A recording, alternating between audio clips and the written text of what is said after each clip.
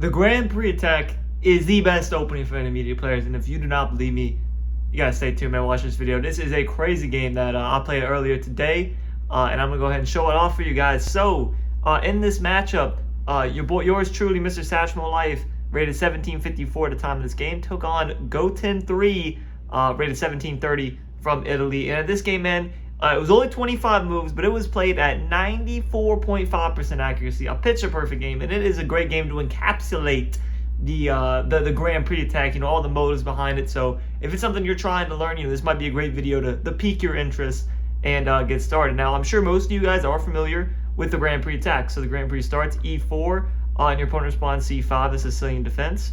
Knight C3, so you're going for a close Sicilian. More often, people play Knight F3, but Knight C3 continues the Grand Prix. We get D6, the most common response.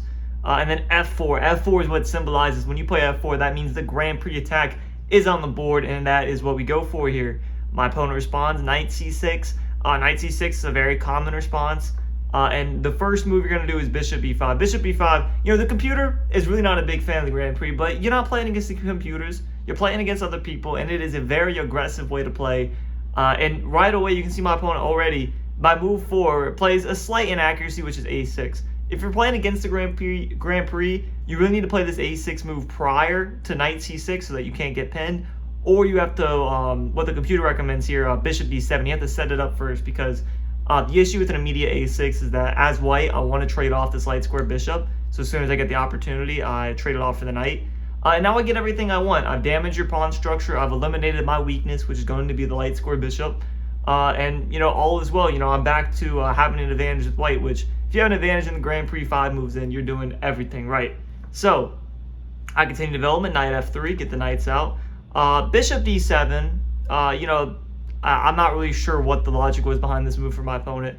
If you're going to develop the bishop, you think Bishop G4 is a lot more logical, but that is what my opponent chooses to do. I go ahead and castle. I keep continuing with the plans. And now we get G6 once again. So this is kind of a slow development game for my opponent, which is going to create a lot of trouble for him, as you will soon see. He's going for this kingside fianchetto, but the Grand Prix is a very quick, very nasty attack, and if you play like this, you have to really know what you're doing.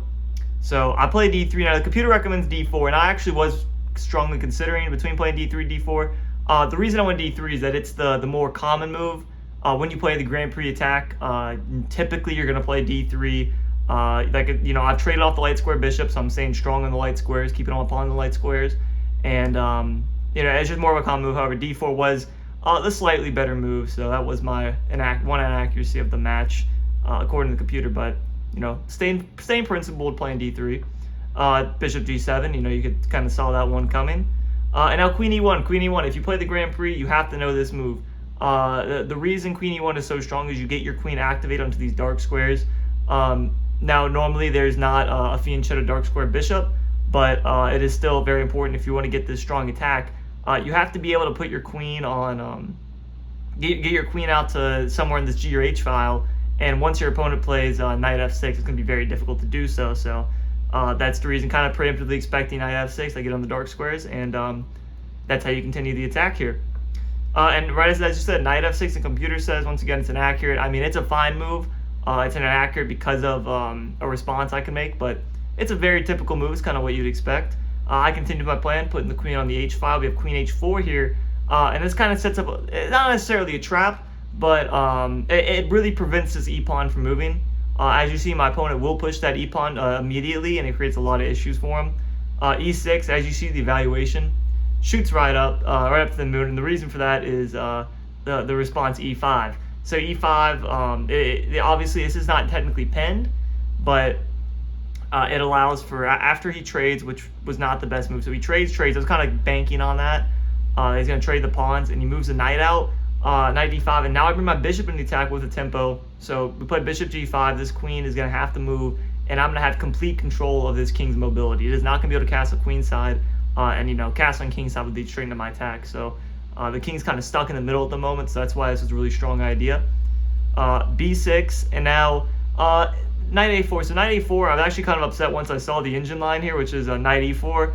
I kind of did miss that one. Obviously, Knight A4 here defends this B pawn, but it actually The smarter move here would have been to go knight e4, and now you know, you can sacrifice his pawn. He really cannot capture on b2 because then you're getting knight check, and this is just all bad for the opponent. It is going to be a short and quick death if he decides to go that way. So, however, you know, you miss moves sometimes. You don't always play the best move. Knight e4 is still a good move.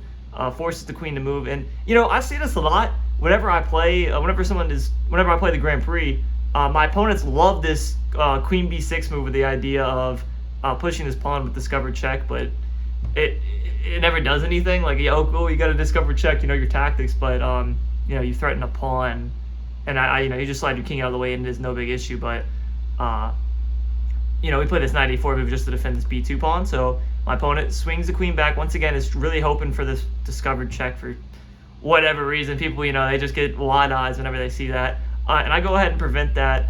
This e4 move, not only does it prevent the discovered check, it also creates a tempo on this knight. So the knight is forced to move, giving up control of the f6 square here. So knight b4. And as you see, the computer doesn't like this. Once you give up control of this f6 square, your king's position is completely terrible. You know, the computer liked h6, sacrificing the knight for the bishop, and then losing a pawn. But it would have been a better, stronger attempt from my opponent. He doesn't play that, so instead we go bishop f6.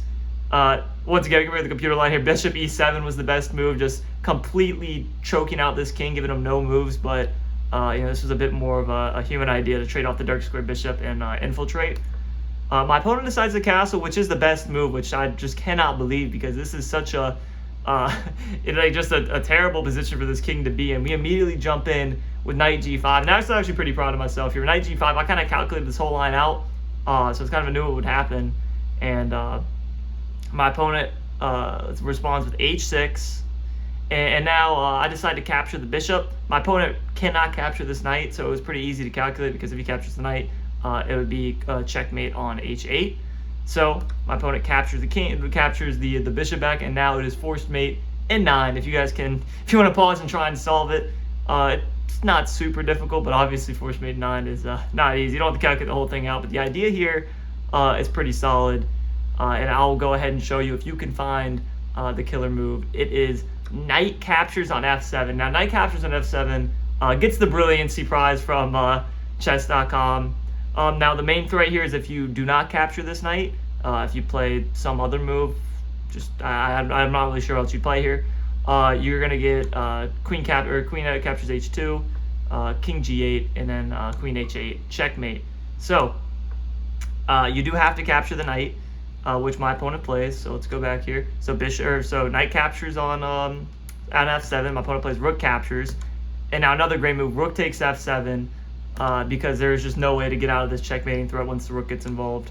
Rook f1 could have been the move. Instead, we play queen f6 check with a similar idea. King is on e8, and now rook f1, and there is just no way to prevent my queen from infiltrating here on f7 or f8. My opponent attempts to run away with bishop c8, but queen f8 check, and now we have king d7. This pawn beautifully.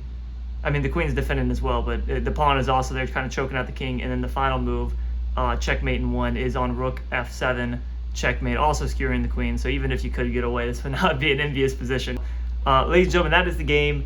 And I hope this video has opened your eyes up to the Grand Prix attack. If you're an intermediate player or even a beginner player, I'd strongly recommend learning it. Is a great way to deal with the Sicilian at the the intermediate level if you're not trying to get into all these lines with the Najdorf and all these crazy Sicilian lines. It is a very simple way. Your opponent kind of has to play into it, so it's the same thing every time. And I mean, it's very strong attacks, as you see. So if you guys enjoyed the video, please let me know by liking, commenting, subscribing, all those good things. It's a new chess channel, so I appreciate all the support, and I will catch you guys in the next video. Peace.